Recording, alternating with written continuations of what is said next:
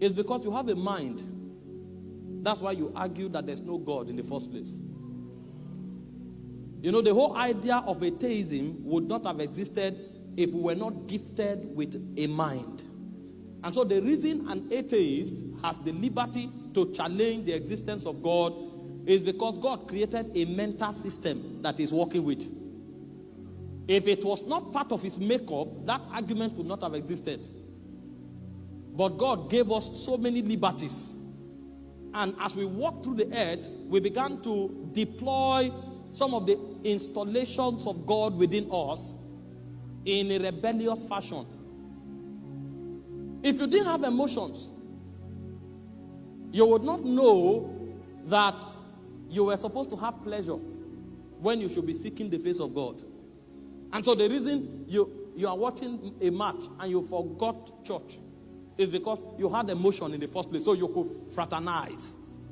You could support a club, and in supporting that club, you forgot Jesus. And so Arsenal became your God. The reason Tottenham Hotspur can become your God is because you had emotion. If your emotions were paralyzed, soccer won't make meaning. It won't make sense. The reason you think so much about your resources and your car becomes the basis for your pride. You drive a Mercedes Maybach, and so when you come down, you feel important because of the car you drove. If you didn't have the technical know-how to make money, you wouldn't even be talking about car. And most importantly, you are here because your lungs, your liver, your kidney received the commandment to function. Before you were born, there was a commandment. Even when you were in your mother's womb, there was a commandment that bones should be formed, organs should be formed. So you are enjoying the influence and the operations of those organs. That's why you feel you should live for yourself. And you have forgotten that the one that installed all of this thing into you, when he created you, he placed you here to represent a constituency. Because, like I told them in the workers' meeting, before the earth was created, there were other aeons. There were other civilizations. There were other realms. God was called creator, not when he started with earth. The Bible said in the beginning, God created heaven. So he was creator many aeons before it became necessary to create earth. And before men were created, God had created many other ranking entities. Princes in Zion. Some of them have statures of rulers. Even when they fell, they were still recognized as rulers of darkness. Because of the level of scepter they were wielding in the realm of God. They were created princes. So even in the state of their fall, if you make a mistake of undermining them, you'll be in trouble. They are called the rulers of the darkness of this world. Now, all of this happened before man came. And even in the realm of God, there are some that were not given designation. They were called elders. So they have become so old. And only God knows what reference was used to judge their age. Because they are living in a realm where time does not exist. In the realm eternal, time is not a framework of reference. Now, if a being is living in a realm where there is no time and is called an elder, the question you ask yourself is, by what parameter was your age judged? How did you become an elder? It means there are many businesses in the corridors of light that creatures that have existed before us are already actively participating in. And so when God created us, we were novices. In fact, we were so much of novices that a fallen prince could deceive Adam cheaply. He didn't need a rehearsal. He showed up and looked at him, and he saw him as the last born of creation. He said, before you came here, there's a government beyond the stars. I was in the realms of God. I walked in the midst of the coals of fire. I know the ways of Abba. When God was contemplating creating your civilization, we were there. We sang into the foundation of the earth. I'm a singer. I know the mysteries of sound. In the corridors of glory, I am a captain of sound. And God cannot function without sound. I know how your makeup was designed. And when he looked at the man, he saw his naivety and it deceived him cheaply. And the reason the man fell was because he didn't know that there was a government. You know, I can walk into the UK now, and because I see a lot of advanced civilization, there is a train, there is football pitches, there are so many things, I can begin to enjoy myself and forget that there is an ancient monarch that exists in a place that regulates this civilization. And if I'm not careful, if I fall into rebellion, that monarch can use this system to find me and eject me.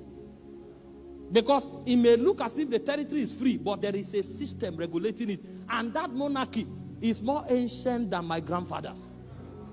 Some of the buildings standing here were built 1,000 years ago, when no cell, no chromosome had matured to think of bringing me. So I can come into this civilization and forget that there's a government, that everything I'm seeing is not random. Everything I'm seeing is regulated, highly regulated. And for me to be relevant, I must enter that government and align myself. So when Adam came, he didn't know that there was a government, that he needed to align himself. He went on a journey of his own devising. He saw apple and he said, wow, these fruits are healthy. He chewed some and he was having fun. He saw the river. He went and was swimming. He didn't know that there was a government he was sent here to represent. That earth was a constituency amongst many constituencies. He would have asked himself, why is Michael called Ark? If he would have asked some question, why is he called Ark? It means there's a quadrant that this guy commands. So he's a commander among certain angels that operate in a government. He didn't know a civilization was going on. And so he fell. And since that man fell, God has been on a project of recuperation, of restoring and of redeeming the earth. Because his constituency is about to be cut off. A county is about to be cut off. In the heavens, there are many realms represented by many entities of glory, dominions, principalities, powers, rulers. This is one of our dominion. He came here and he began to live for pleasure. He's about to be cut off. And so from the day the man fell, the whole idea of legislation in Zion was an attempt to redeem him. And so Jesus showed up, and he knew what he was going to do to restore humankind back to their place, not in having fun, but in representing God as constituency agents that represents an aeon. But when he looked into the spirit, a lamentation came out of his spirit. He said, the harvest is truly, truly plenteous. He said, the laborers are few. And he now said, pray ye the Lord of the harvest, that he might send laborers into his harvest. And so the reason some of us became aware of serving God is not because we are smart. We came by prayer. We came by the priesthood of patriarchs. We came by the priesthood of the Christ himself. We came by prayer. We didn't come because we are wise. And so when a conference like this is put together, because we have realized that God has an agenda and we are representing that agenda, we know we need to pray for more to come. And so all of you seated here, number one, this conference is going to awaken you to the fact that you are not living here for fun. You are living here as a representative of the government of God. God wants to colonize the earth, and you are the agent that he is sending. You came by prayer. And if you fail in your duty as a custodian and an ambassador of heaven, United Kingdom will plunge into darkness. Even though there will be a lot of intelligent technological development in the realm where it matters, there will be disconnection. Because when time is accomplished and the nations are judged, some nations will be cut off.